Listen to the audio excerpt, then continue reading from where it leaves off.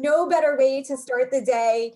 I promise you, Lisa, one of the most energetic people. Within the first 5 minutes of meeting her, I wanted to stay on the phone with her all day. So let me give her the proper introduction that she deserves. As an experienced and energetic DEI professional and facilitator, Lisa specializes in counteracting unconscious bias and LGBTQ+ inclusion in business. Her impact is amplified through strengthening each person's allyship. With a demonstrated history of working in secondary education and a passion toward community and social services, she's an expert in counseling, crisis intervention, educated leadership, and program development. After receiving her diversity and inclusion certification from Cornell University, Lisa has also earned her certification diversity practitioner designation. Being an expert in LGBTQ+ issues has allowed her to teach at the university level, present in over 25 states, and hopefully more today, keynote numerous school counseling conferences, write a best-selling book, and give a TEDx talk, which I highly recommend. If you haven't watched it yet, please watch it. Oh, and she wanted me to let everyone know that mint makes her sneeze. Mint does make me sneeze. Yes, Sarah. So with that, please welcome Lisa Koenecke. Did I get that right? Yeah. Okay. I am so excited to be here, my friends. Hello, hello. And I just need to pull up one thing here. There we go. Oh my goodness. Okay, so Sarah and am I sharing? Can you see? Yep. Yeah. Fantastic. And I have the sound on, so very, very good. And okay, Lori, you're in the office because last time you were at home and there was construction. So I just want to, fantastic. Nicole, thank you for helping to bring us on. Beth Granger, thank you, world, for bringing us together. I am so excited to be here with you. And yes, this is natural. Now, granted, okay, a cup of coffee, yes. And, so Bill's like, this is going to be fun. I'm like, yes, Bill, yes, it will. So that's what this is. Self-disclosure, 20 years as a summer camp director for the YMCA and Girl Scouts. That's number one. Then a middle and a high school counselor for 12 years. Let me emphasize middle school. Okay, so with that, any questions you have, I mean, if it has to do with like puberty, let's wait until that later, okay? But, I have my master's in counseling. We could talk about those things. Nothing's going to faze me. If you want me to go a different direction with this, Sarah, Lori, and other friends who are here, let's do that. And then after that, now I'm actually a professor. So I am training the next generation of school counselors. You're welcome. Can you imagine this for 3 hours training you about, puberty and such? So that's second time I've said that. I can change. I don't know why I keep. Okay, so very excited to be here. One of the things that I do have to say is that when I was putting together this presentation, I was like, this is so cool. I didn't creep on you, but I did my research and I love everything that you're doing. So happy belated World Cancer Day, which was yesterday. And so LLS, you got it going on. Fantastic. We're going to be talking about some of the things that you do. And I might learn from you as well. One of the things that I did want to tell you is through tragedy, you can become resilient and you can move forward. And I am a huge organ donor. My wife and I are huge blood donors. And in fact, we were scrambling to find pictures of me with our blood droplet mascot, because the last time we went, I wanted to be the mascot, but they wouldn't let me. Whatever, I had to sign a waiver. Okay, I'll tell you about my mascot experience in a moment. So happy belated World Cancer Day. Thank you for what you do. In my work of being, I'm an Institute of Inclusion certified diversity practitioner. So I know the gay inside and out. And Sarah background, which is fabulous. Okay, let's just say you're an awesome ally. And I wanted to learn more. I wanted to up my ante, my intersectionality, if you will. And Wisconsin has 11 indigenous tribes, nations. And so at the beginning of my presentations, I like to do a land acknowledgement. Now, because all of you are from lots of different places, and we'll get there in a moment. I kind of just went, Sarah, this one goes out to you, my friend. Okay, I kind of just went with New York. And I was like, okay, doing my research. And so I'm actually going to read this to you for those of you who might be, doing dishes or taking care of young people and keeping them alive. So at least you can still hear me. And this is from NYU. So the Department of History at New York University acknowledges that it is located in ancestral Lenape homelands, and it recognizes the longstanding significance of these lands for Lenape nations past and present. We are also conscious that that New York City has the largest urban Native population in the United States. We believe that historical awareness of indigenous exclusion and erasure is critically important, and are committed to working to overcome their effects in our own educational institutions. So thank you for bearing with me on that one. Let me rephrase that, not bearing with me, but understanding how important that is, because we want to pay homage to that. And putting this whole presentation together for all of you who are lifesavers, cancer doesn't discriminate. And so again, I'm going to be weaving in lots of different populations that we're going to be talking about. So wherever you are watching this, my land acknowledgement goes to your indigenous people as well. Speaking of, where are we from? Let's go ahead, please, in the chat, put where you're. I was like, okay, I don't want to just rule out if we have friends who are from Canada, because again, my research, you serve Canadian English, and you also have French Canadian in your language, LLS. So bravo, way to go with that. So if you are outside of the, well, not even, I mean, any of the 50, then I could be an international speaker. Okay, I'll just keep going with that. Now this morning, as you're getting ready, it's a Friday, it's professional development. Well, let me tell you that you probably didn't think, or maybe you did. I sure hope. I see a picture of a beaver and a lady in a tiara. My friends, your wishes come true. That's right. I grew up in Reedsburg, Wisconsin, which is an hour north of our state capital, Madison. When I was growing up in the 80s, I was our school mascot. We were the Beavers. Yep, that's true. I know, it's so hard to believe that I was a school mascot. Now, what's cute about this little rodent is if you look closely, by her left foot, there's a Cheerio. You see that Cheerio? I know Lori's checking it out. That Cheerio, Lori, right there. I think that they were trying, yeah, right? They were trying to get the beaver to smile. So that's why the Cheerio is there. And, you know, Tara, a golden bear. Now, in Wisconsin, there's also another school, and they are the Golden Beavers. We weren't lucky enough to be the Golden Beavers. I was just a beaver, but I was also homecoming queen. That's right. That's Lisa Koenecke on the right, circa 1986. Farrah Fawcett hair, tiara, the dress. Let's talk about the dress for a second. My mother knew that I didn't like wearing dresses. However, she got me a dress. Went into the local store and got it on loan because there's no way I was going to keep that dress. That is the most simple dress that they had at the time. Fine, okay? So we got it on loan, we washed it, we took it back. Now hang on. We still spent a lot of money at the store, so we made up for it ethically in case you're worried about that. Because growing up in Reedsburg, Wisconsin, I was the school mascot, homecoming queen, so you can call me Queen Beaver if you have any questions about that. That's my salute. The biggest difference, you were either Lutheran or you were Catholic. You were Methodist, we didn't even talk about you. I mean, that's where I grew up. So I was forbidden in high school to date a Catholic boy, but they never said anything about a Catholic girl. Hey-oh, okay, there it is. Now, in the chat, this is very, very fun.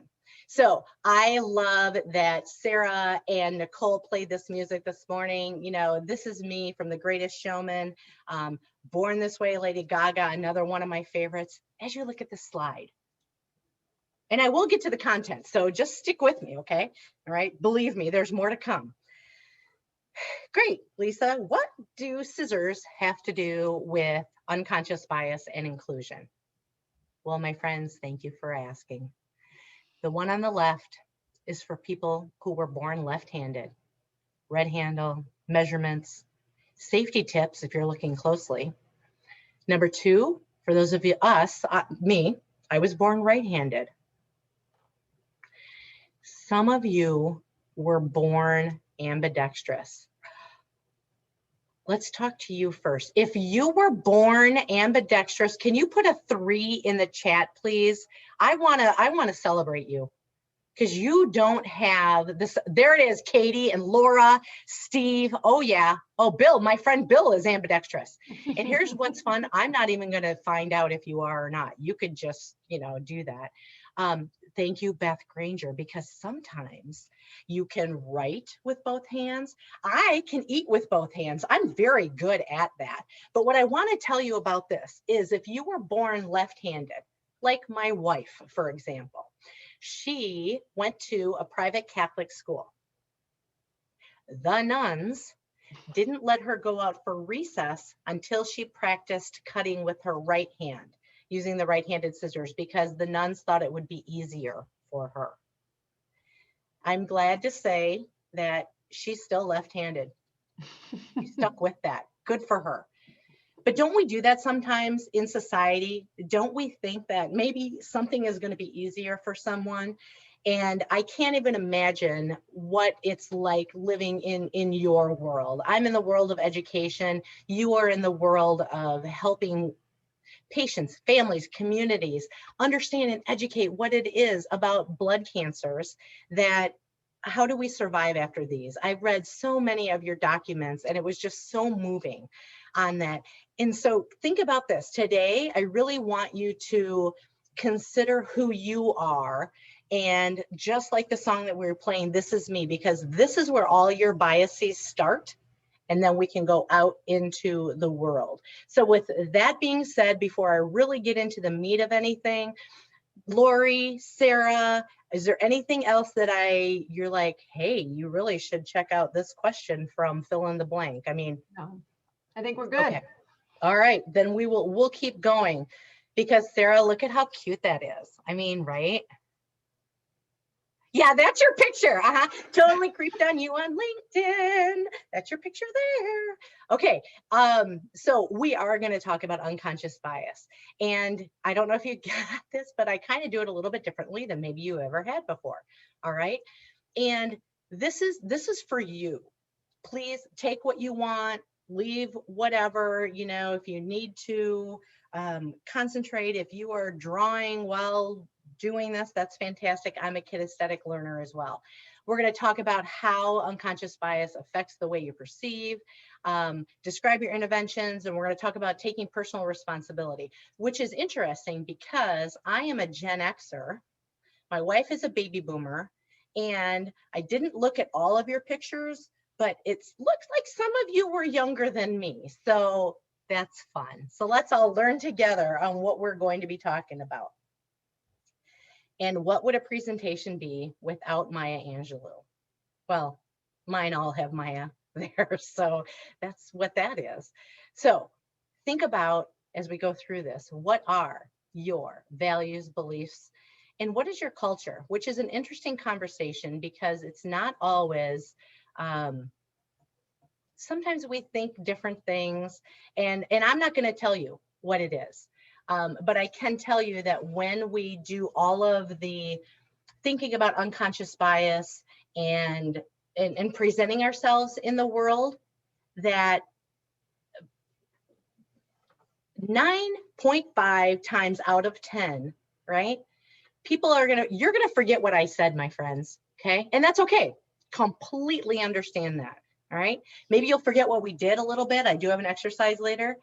But boy, I'm hoping you know how I'm going to make you feel, because I feel the love coming from all of the states coming to me. LLS, this is fantastic. Think about the last time you were able to go out. I don't know where COVID is, where you are, but boy, howdy. I go to the grocery store and I come home. That's it. But think about those interactions that you have with those people, right?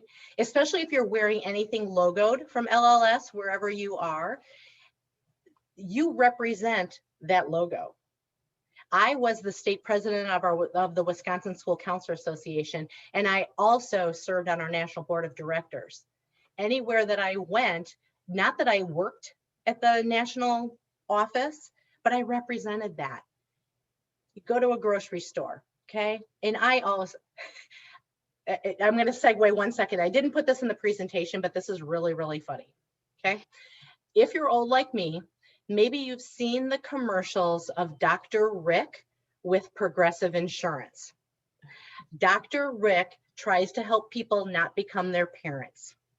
And what I love about, thank you, Susan, you know what I'm talking about, okay? What I love about, yes, Beth, the blue hair. But what I love is when he is on stage, if you haven't seen this commercial, Google it, it's hilarious. I go into a restaurant when we could go into restaurants. Always introduce myself to the server, and I try to find out how the server pronounces their name. So Kim, that was just like what I did with you.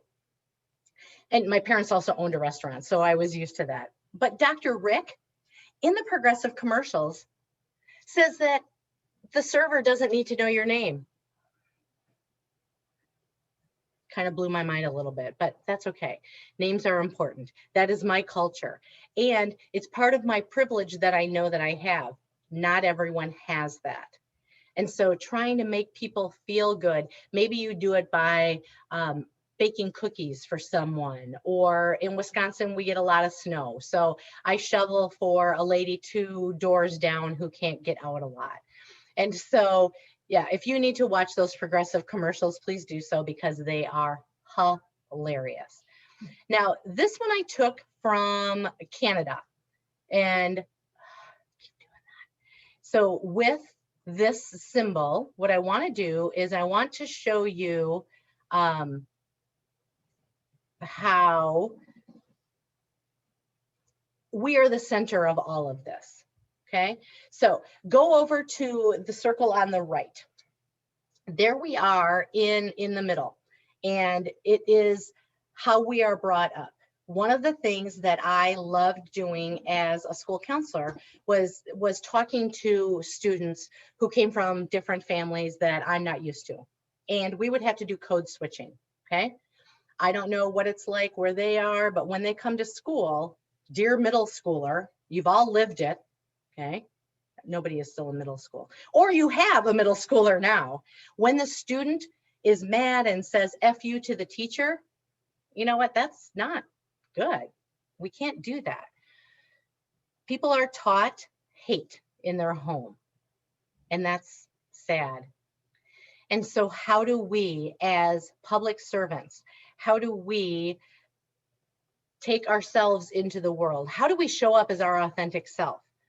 I will tell you that I didn't know it was an option being gay growing up.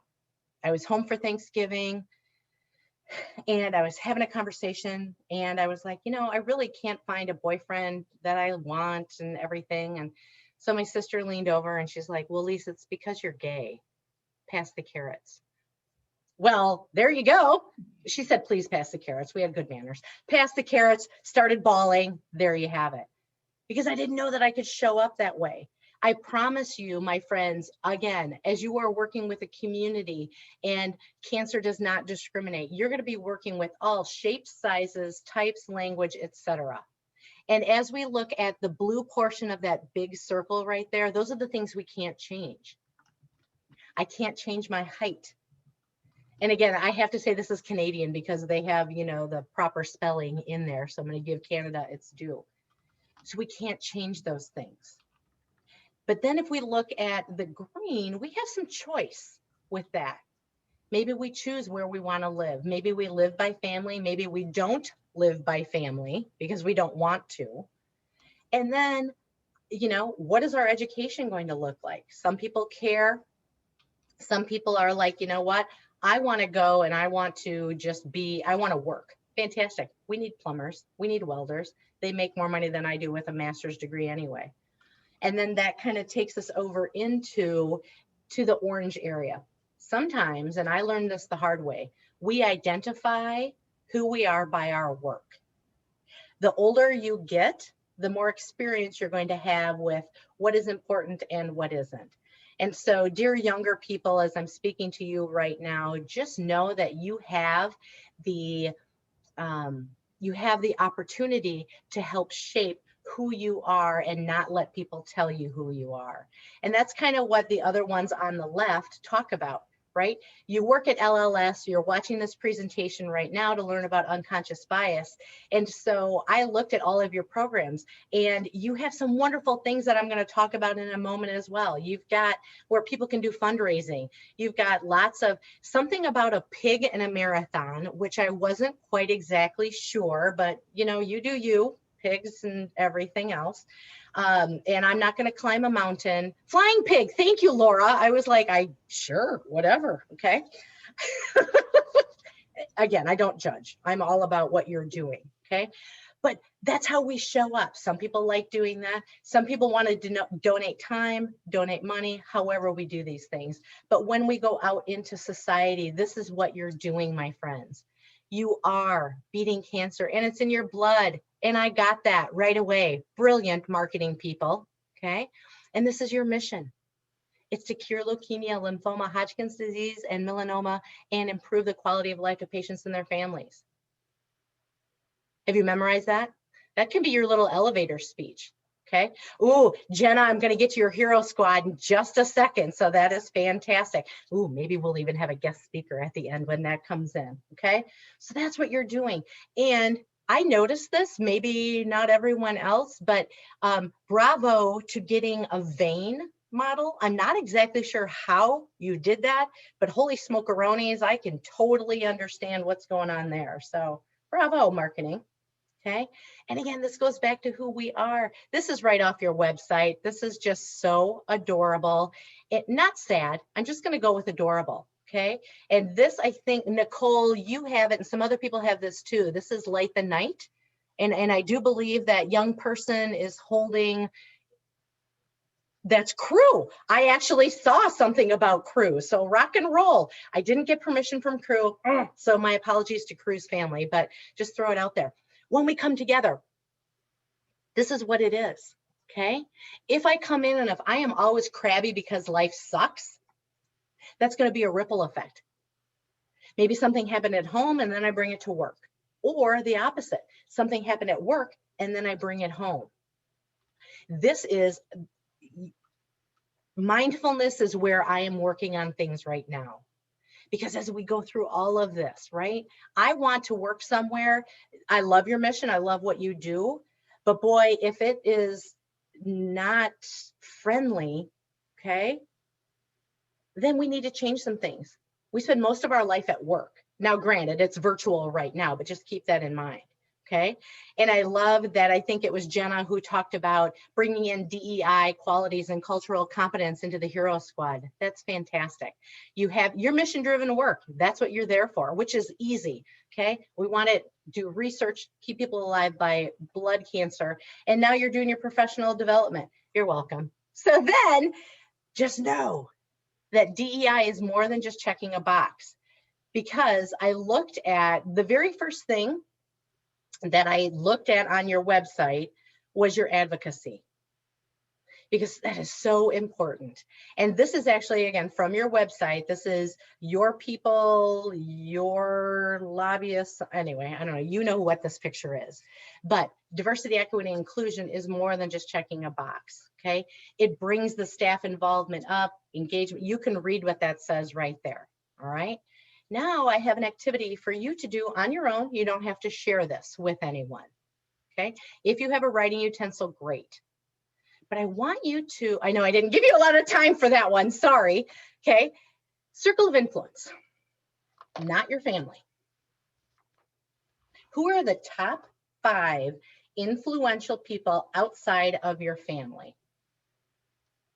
And if you say Nicole let's see, I don't even know how to say your last name, Nicole. Come on and tell me. There's a discrepancy with DiStefano and DiStefano, so either one works. If Nicole is one there, Lori might be, Sarah, these are the people I can see in my screen right now. Great. Make that list. And as you're making your list, you're not going to share this list. Think about this for a second. For me, it has to do a lot with my profession, okay? 3 of my top 5 were in the school that I worked with, okay? So teachers, so we had a common interest. Of my 5 influential people, 4 of them are of the same race, so they're all white. I have 1 who is African American. When it comes to gender, I have 4 female, 1 male. When it comes to ability, I have 3 who are healthy and not dealing with medical issues, 2 that are.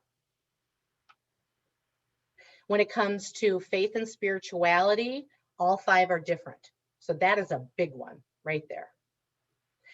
I think I said age. 1 person is a generation ahead of me. Everyone else is my same age. And of the 5, I am the only gay. So you kind of get the idea of where do you bounce your ideas off, okay? And if you remember anything about social media way back in the day, and Michael Phelps, the swimmer, right? So he got busted. Thank you, Nicole, for nodding. Okay, got busted for smoking a joint. He's young, right?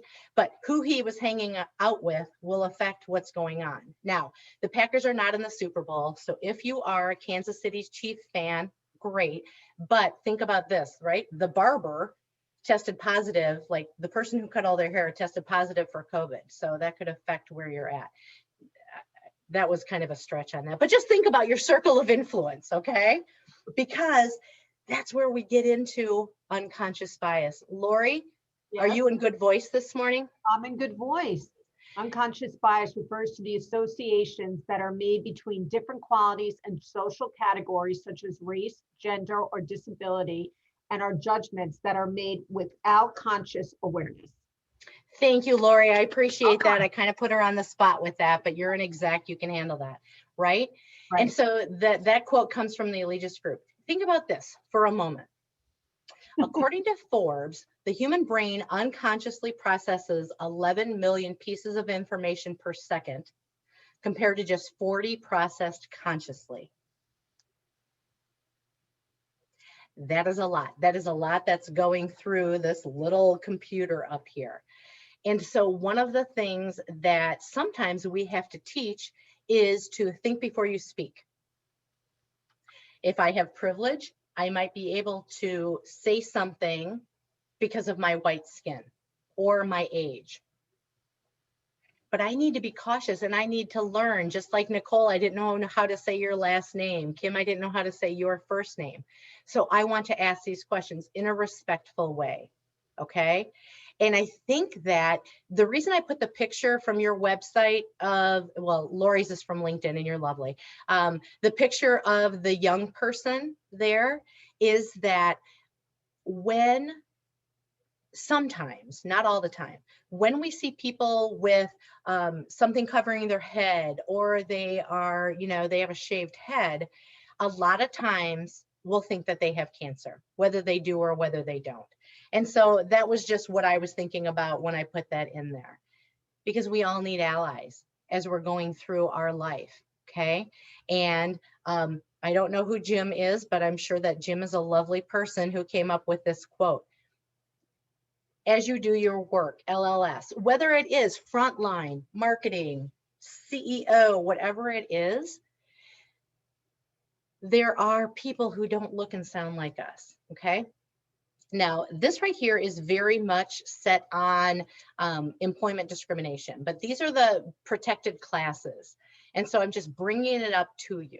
And being an LGBT expert, right? Blood cancer, you're going to be facing more young people, maybe older people who are identifying as transgender as well. And so we want to make sure that, you know, we are not automatically assuming someone's gender. So I have my pronouns in my Zoom window. Sarah does as well, which is wonderful. So again, that's what you're going to be seeing, especially in the younger ages coming up. Here's a quiz time. Okay, in the chat, go ahead and answer this. What comes once in a minute, twice in a moment, but never in 1,000 years? Oh, there it is. Angela, you got it first. Angela, you get to have lunch in your house today. Yay, that is your gift, Angela, because I don't have any money to give you, but that's wonderful. So, you know what, Angela Koenecke, I'm going to give you one of my books for getting that. Be an inclusion ally, the ABCs of LGBTQ+. Way to go, Angela Koenecke. All right, it is the letter M.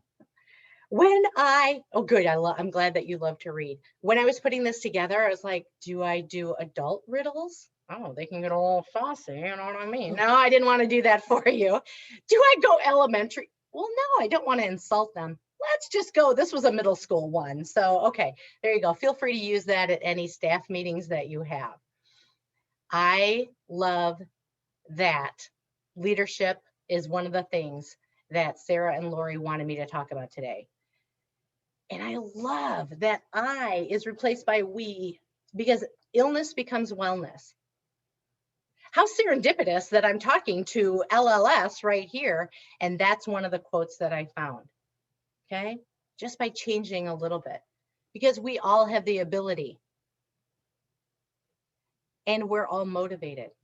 And then what is our attitude? And that again comes in to unconscious bias that we're talking about here, my friends. So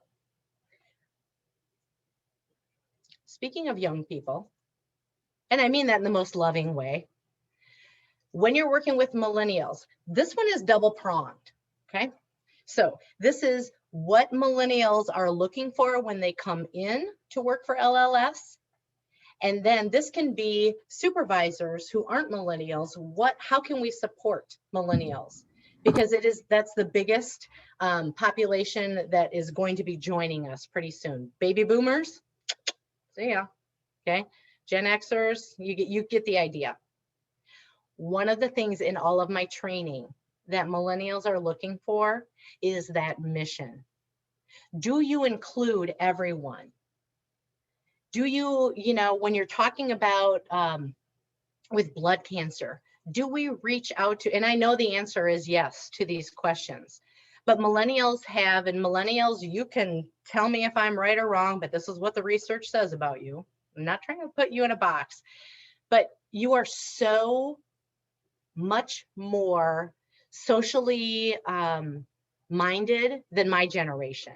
Okay. And so I love that. And so you want to work somewhere that believes in a mission and believes in research and what you're doing.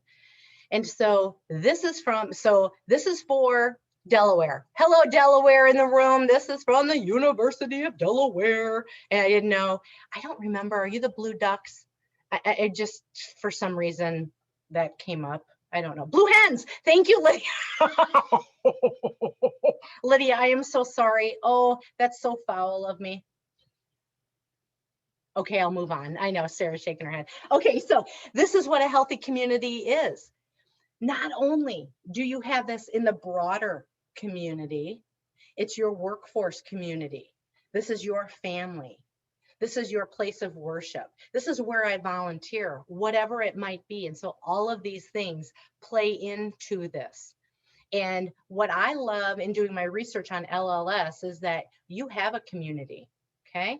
I actually looked for some things and later on I brought in something from the American Cancer Society as well. But this is what makes a healthy community. Because my guess, correct me if I'm wrong, but you don't want to always be stigmatized with just cancer being bad, cancer being a death sentence. Let's figure out how this is when cancer's here. So let's go ahead and let's figure out what we can do. And that's what you're doing, okay? Here's how you can overcome unconscious bias, all right? Think before you speak. Maybe your adults at home when you were young told you one thing. I mean, if politics is teaching us anything, we are going to have to work together if we want to go anywhere, right? And you are all over the country, LLS. How are we all working together to bring our talents to where this is, right? What are strong leaders? In a moment, you're going to see a video that talks about that. And then you have your structured settings. So 37% of us make a split decision on a first impression. So in the chat, do you recognize any of these people that are in any of these pictures? And this is not to shame, I'm just throwing it out here. I tried to do, yeah, oh, JVN, let's get it. Yes, that is Jonathan Van Ness. Okay. When I'm doing this presentation and we talk about things, I've got Janet Jackson, okay? So when you see Janet, you know that she identifies as Black, African-American, stereotypes, she's super rich, she's a Jackson, okay? Then in the middle, we have Senator Tammy Duckworth from Illinois, military veteran, double amputee. So when we talk about disability, I like using the term differently abled, and look at what she's doing, okay? She is changing the world because she has been there. Yep. Ilhan Omar, we talked about that, from Somalia.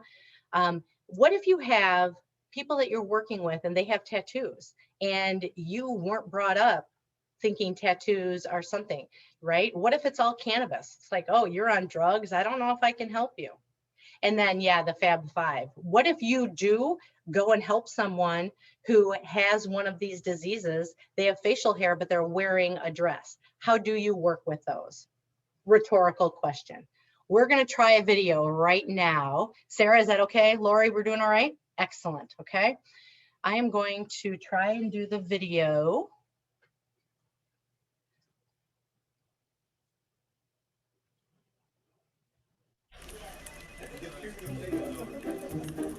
Boss is coming. Can you take care of this for me? Sure thing. Thank you. Wait, let me guess. You had a very different mental picture in your head when I said boss. Did it look more like him? Don't worry, you're not alone. Our brains make automatic associations without us even realizing it. And while these associations help us make rapid-fire decisions, they can also be influenced by our potential blind spots. Prototype bias happens when we have a preconceived notion of who we think would be right for a particular role based on stereotypes. These mental pictures are based on who we've seen succeed in the past and can influence who we think will succeed in the future. Let's test the theory. Don't worry, just between us. I'm gonna say a word and I want you to point to the word on the screen that you most associate with it. Ready? Let's go. Delicate, powerful, caring, family, career, strong. What just happened? Well, if you're like most people, you associated communal words with female and assertive words with male because those implicit associations are ingrained in our unconscious mind. A network of researchers from prominent universities developed the Implicit Association Test. This test helps people identify their potential unconscious biases across a variety of dimensions. These types of ingrained associations can often shape our prototypes for who's qualified to lead in the workplace. Take the orchestra. When orchestras started conducting blind auditions in the 70s, the number of female musicians shot up 20%. So either women suddenly played exponentially better when behind a curtain, or the conductors weren't aware they had a prototype bias towards male musicians, and this bias was costing them talent. Another study found that the exact same resumes with more Black-sounding names received 50% fewer callbacks than those same resumes with traditionally white names. The idea of prototype bias cuts even deeper than that. Studies show we often have prototypes for the people we believe would succeed in the job, and we may unconsciously change our criteria to help those people get the job. You may be thinking, I'm not like that. Well, the participants in a study on prototype bias thought the same thing. And ironically, those who thought they were most objective ended up being the most biased. Blind spots can span any dimension of diversity and can potentially lead to bad decisions. Not only can blind spots limit our own choices, they may result in missed opportunities that don't lead to the best possible outcomes. The good news is that there are ways to overcome prototype bias. You can start by setting objective criteria. This can help prevent you from being swayed by irrelevant factors. And you can double-check your objectivity by sharing the why behind your decisions. Lastly, don't make assumptions based solely on your idea fit, because when it comes to success, one size doesn't fit all.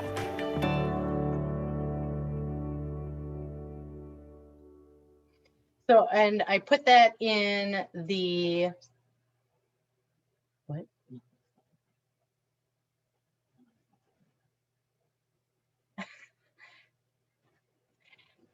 Oh, geez. Hang on one sec.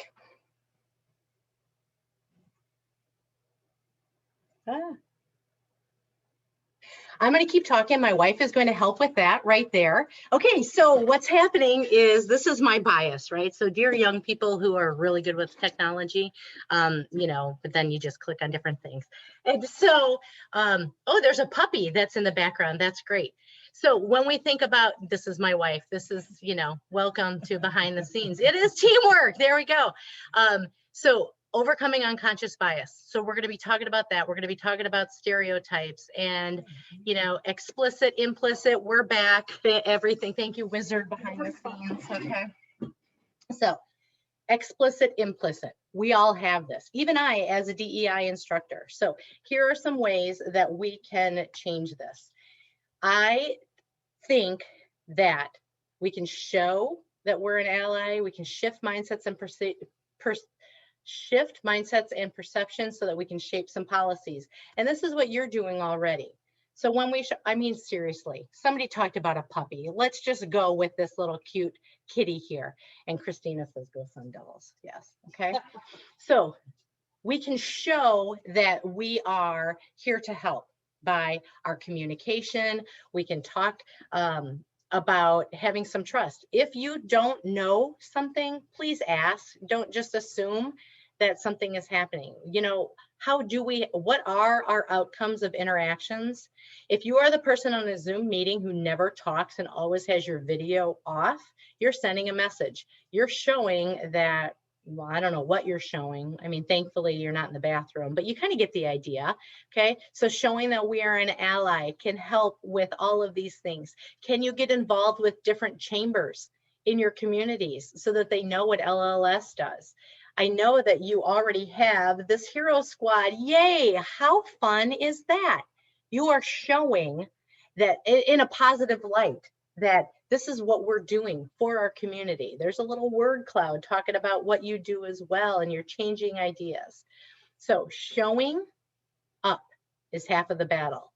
You can show visually, you can show by how you communicate, you can show where you spend your time, how to defeat unconscious bias. If you don't know about a certain religion in your area, ask some questions, show up there, because we want to shift our mindsets and perceptions. We want to shift from being a small a ally to a capital A ally. A small a ally is someone who might hear a racist joke. Okay, so happy Black History Month as well. A capital A ally has made that shift. Small a ally hears a racist joke, doesn't say anything. Capital A ally hears that racist joke and says, no, not cool, don't do that. Or if it's social media, maybe they say, you know, stop that, take that post down, whatever it's going to be. That's the shift that can happen. And my shift happened when my 6-month-old nephew was killed by the family dog. So I was a camp director, literally Friday the 13th. I go home and my brother is there. The dog was a St. Bernard and my 6-month-old nephew was killed by the family dog. My brother blamed me because here's what he said to me. He said, you know, you're the reason that Jacob died. Like, what? Said, yeah, there's a vicious rumor going around that you're gay. Like, yeah. And he was like, You are going to HE double hockey sticks. Well, he didn't say that, but we're recording. It's a family show. And you are not allowed to see any of my children. So that was my shift to be able to say, you know what, this is not right. I want to help save lives however I can. Huge organ donor, huge blood donor, all of these things. So I don't know what it's like to have any of the diseases that you folks are working with, but my shift is talking to you about how you can work with everyone that you come into contact with. And just know that I love this. And I didn't mean to bring down the house with that story, but just letting you know that that was my shift, that's why I did that. And, you know, your languages, I love this. So you do have different languages. And how familiar is that little meme right there, right? Think back to your high school science project. I see Nicole is smiling. Yeah, because that's true, right? Okay. Some people are like, yep, I'm going to do it. All of you have the ability to be a leader. Okay. Even if you work for LLS, don't just think that corporate's going to take care of everything. That's just like our federal government. I can't think that the federal government is going to take care of everything. I need to do some things grassroots in my own neighborhood, because unless you're Gandhi, I mean, that's, you know, where your shift comes in. So make that shift that you can.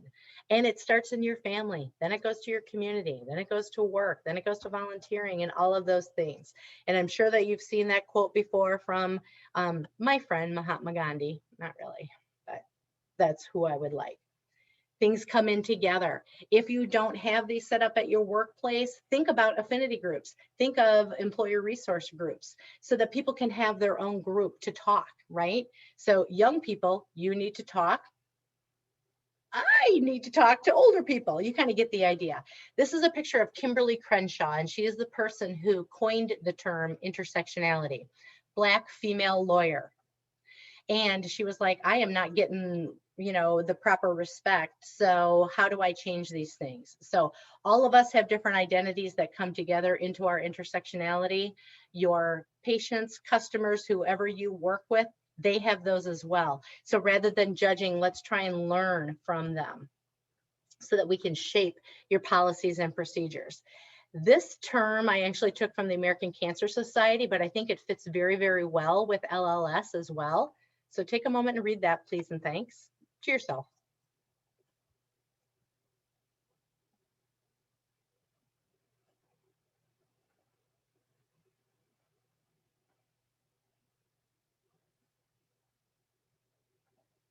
And I think it was Jenna, if I have the correct person again, talking about in Team Hero, wait, Hero Squad. Yeah, okay. It's like, you have so many things that are going on, flying pigs, etc. That's very, very fun. Okay, so leadership matters. What we say, what we do, that's how we shape where we're coming. And you all have that power. I want to tell you one quick story and then we're wrapping up here. My wife and I live outside of Madison, Wisconsin. And we moved to a little suburb, very conservative suburb. And we were nervous about that. So even as middle class, cisgender, white females of privilege, we weren't sure where we could live. This sign was not only on 1 yard, but 2 yards on the current street that we live. And we were like, we have allies. This shaped where we live. We contacted Kristen Joyner, who made this sign, and she's from Wisconsin. And then we went viral with why we chose where we live. So there are lots more signs in our neighborhood like this, but that's what it's all about. And this can be LLS as well. So think about, how are you going to show that you're an ally? Maybe it's that you need to be nicer to yourself. I'm okay with that, right? If you think that you have to fix everything, my friend, you don't have to. I'll throw in some French. Au contraire. Okay, that was French. Okay, that's as much as I have for you, but I know you have French Canadian. I don't know. All right. So show that you're an ally so that you can shift mindsets and shape our world. You know, sometimes when you're looking at things, people will donate. And I know that that's part of your mission as well. This is a survey that the video was talking about. So I just wanted to show it to you. These are both free. So keep this in mind that the implicit association test, and Beth Granger, I know that you said that you took this, 15 free tests for you to take a look at your bias. It could be weight, like heavy or skinny, I meant like that. Religion, there's one in there about, there's a lot in there. I don't want to like just go there, and it's free. Great staff meeting to find out where people are coming from. So the reason I told you the story about my nephew is that's my trauma. So if things come up like that, like we have a small dog, we'll never have a big dog because of that situation. But I also don't want to be stuck in a corner. I want to help. I want to throw things out to people.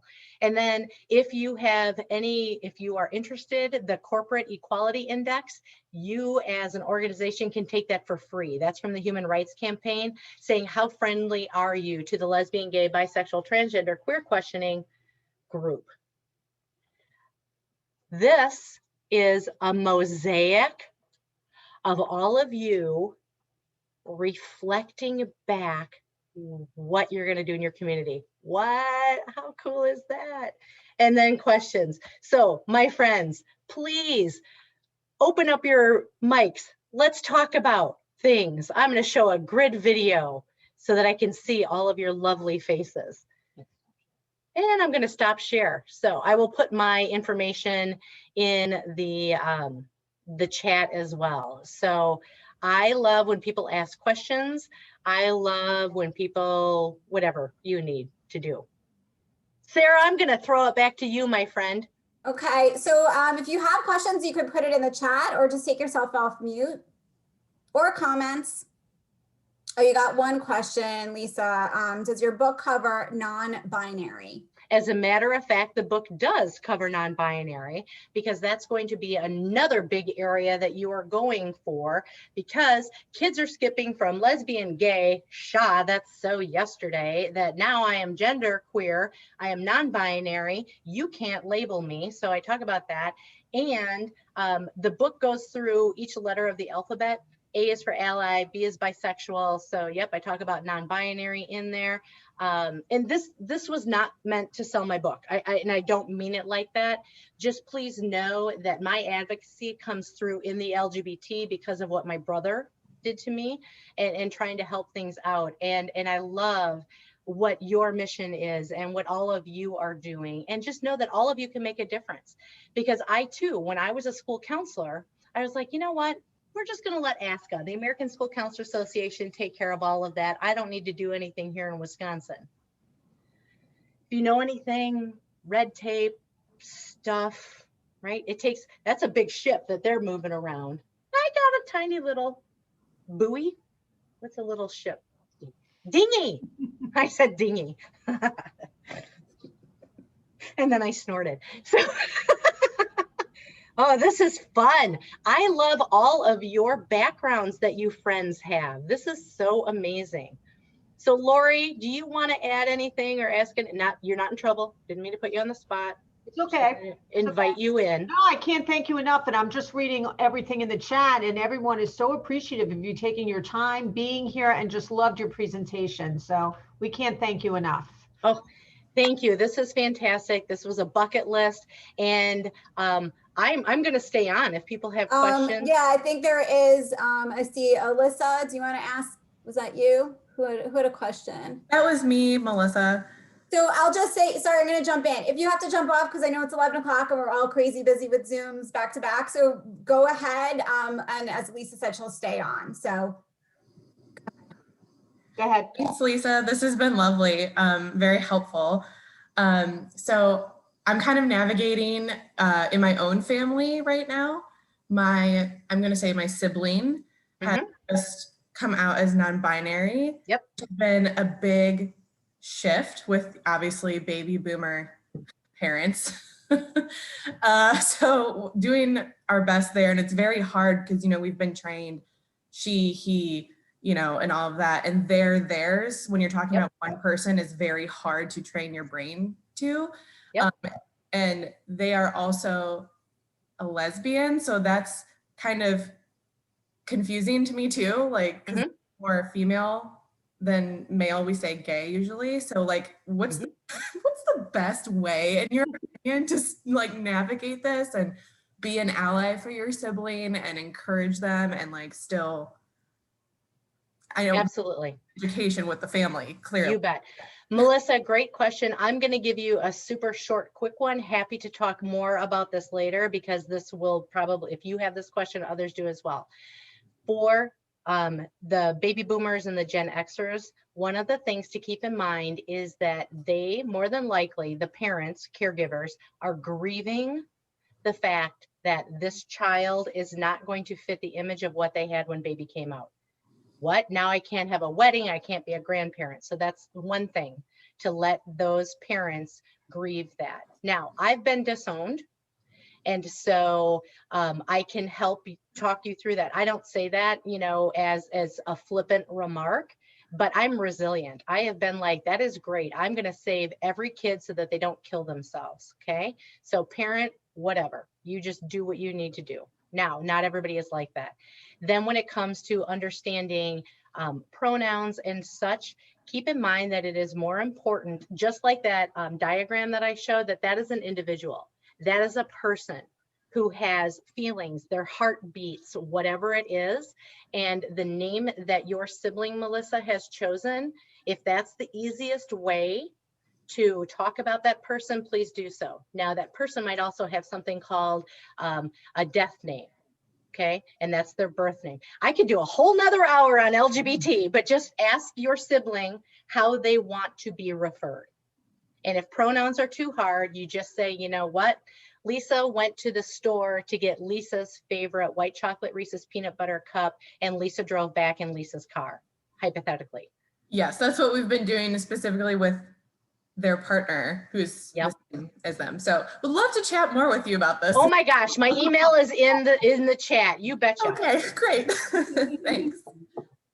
Okay, yes. Other questions? Fabulous. They don't have to be gay related. They can be like DEI. You can ask me cancer questions, but I'm gonna like throw that one back to you. Hi, can I ask a question? Yes. How do you say your first name, friend? Kiara. That's what I was going to Kiara. lead with because no one can say it. Love it. The CH is like a K in Italian, like Chianti for anyone who it might resonate with wine. Just saying. I was actually curious from a DEI perspective, and I guess it's also a question to some of the executives at LLS, but could you talk a little more about the importance of asking for pronouns and appropriate pronoun usage? And what I'm thinking of particularly is how our databases are managed. We have multiple contact databases, and then all of the intake forms for the different campaigns we run.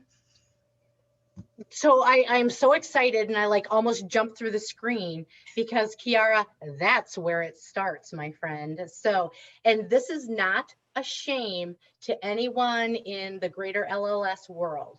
This is where you can potentially, Kiara or whomever, maybe you can make that change, okay? Everything is electronic right now. So if I were to register, please know that 3 out of 10 of us know someone who is transgender. So that's the statistic that's out there, okay? So could it be in your registration forms? And maybe you do this, I don't know, you know? I had a friend of mine say that in a registration form, all that they asked for was the person's pronoun. They didn't ask for their gender. So I was like, okay. And I think you say your name is Jayani. Is that correct, my friend? How do you pronounce your first name? It's Jayani. Yes, because you were nodding very emphatically. And I was like, yay, I have a friend right there. Yes. Okay. So if you just ask for pronouns, great, then that person can go there. Melissa, then all of your things are, you know, covered with that as well. So start with those registration forms. If you can't, just put in pronouns. Yep, male, female, other. That's in my TED Talk. I don't want to be an other. But if you can change that word other to custom in your databases, then people can go ahead and identify how they would like. I've also seen prefer not to answer. So I guess that, Kiana, back to your question, that's going to go to what statistics does either your regional office or LLS grandeur do they need to collect? And again, this is not a shaming thing. This is just education to be able to say, okay, do we need to know how many male versus female people have this? Because in the research that I did, genders are more affected with one type of cancer than others. So maybe you do need to do that, but then just open it up to all genders is what I would do. So Kiana, that was a very brief. I hope that that helped. Yeah. I'll Okay, just thank you. answer from the LLS perspective. I would say keep bringing it up where you can, and we are certainly, as ED is bringing up where we see fit as well and appropriate. And so I think the more that we're all aware of it and making changes where we individually can, whether that's the local level or and also the national level. So it's a great point. Thank you. And I just want to say, so Jamie, your pronouns keep disappearing from your Zoom name. It's because you're over 40. Oh, sweetheart, I'm 52. So Jamie, I don't know where you are, but you just keep putting them back there, my friend. Absolutely. So there you go. Wonderful question. And Sarah, thank you for the perspective from LLS. Other thoughts, questions? I have a question actually, Lisa. Yes, go, my friend. So I am Gen X, but from everything you say, I'm probably, in my head, I'm a millennial probably, and in my attitudes and thoughts in this context. But I run a social justice youth group. It's part of a larger, like a small organization within our town, but I work with young people, mostly late middle school and high school. Mm-hmm. So recently we did an LGBTQ presentation, and one of the young people who presented is bi. And she basically, her philosophy is always ask, like don't make assumptions, don't stereotype, ask, right? So Yep. Then the other young people who are cisgender, they were saying, absolutely, but what's difficult is knowing in the relationship when to ask, what exactly is the language. And of course, at work, that's a much scarier proposition even than in your personal life. So I feel like sometimes that's what we need training with. Like we know you ask, but like when and how, what is the language, what's the context? Fantastic question, my friend. And here's how I would answer that, would be that because I have been through so much, I am an expert trainer on this, I'm always going to come out first. So I'm going to always come out, Lisa Koenecke, she, her, I identify as gay. Now, depending upon the context, it may not be right. And so when you ask what is the right timing, I would say go with your gut. And as you were saying that, what I was thinking in my mind is that I, Lisa Koenecke, I don't work in the world of LLS. Could that be akin to how do you talk to people about their cancer? So there are different types of cancer, and if I see someone who, like that young child who had, something in the head, I don't know, do I walk in and say, what kind of cancer do you have? And does it matter? Because I don't know if it's going to matter.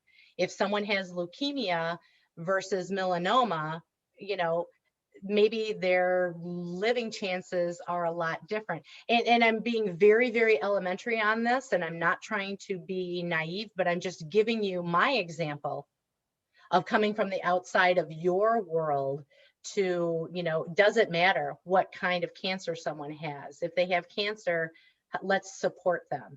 And so when a youth says, they have these pronouns, or Melissa, back to your sibling as well, I want to love that person as best I can. So you do what you can. And I'm also going to speak from the cisgender white privilege lens. I do not, and I teach my graduate students this, I do not want them to be a white savior. So don't come in, even though I'm gay, that I'm going to change everything or I know everything, you know, and I'm not going to alienate the heterosexuals because you have a lot of power and money. So I need to work with all of the, dare I say, white men out there. Okay. If you are, I'm not meaning to offend on that one, but I need my allies as well. So hopefully go with your gut to know when that comes up. Ooh, these are good questions. What else do we have? Thank you, Lisa, actually, I think I need to wrap us up. Okay. Okay. And so I know Lisa put her email in, so a number of times, so feel free to reach out. Lisa, thank you for that, being extra generous there. Oh, yeah. I don't know if Beth is still on, but I do want to say thank you to Beth. Are you still on? Beth actually connected us. She's a volunteer here in the Metro New York area. And so I was just super grateful for that connect.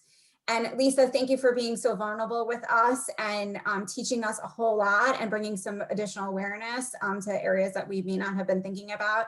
I know you certainly ignited a bunch of stuff in me. Happy Friday, everyone. We made it another week.